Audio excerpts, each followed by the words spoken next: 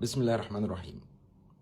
موظف جاله ايميل من مديره، ميل طويل عريض بيقول له دي الحاجات اللي وراك الشهر ده. حلو.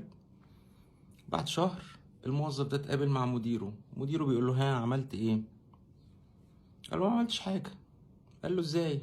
يعني ايه ما عملتش حاجه؟ قال له ما عملتش حاجه بس ممكن اسمع لك الايميل بتاعك انا حفظته.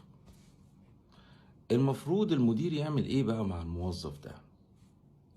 ما عملش حاجه، هو حفظ الايميل او قرا الايميل. ولله المثل الأعلى. دي الطريقة اللي احنا بنتعامل بيها مع القرآن. يعني كتاب نازل من فوق من عند الله، تنزيل عليك عشان تعمل بيه، ليتدبروا آياته، عشان يفهموها ويعقلوها ويعملوا بيها. بنعمل ايه؟ بنقرا بسرعة، مستعجلين. ما ينفعش، احنا دلوقتي داخلين على رمضان، فرمضان ده شهر القرآن، ده اللي قلبك هيتحرك فيه، فمحتاج تركز. احنا لما هنتحاسب يوم القيامة مش هنقف نسمع على فكرة.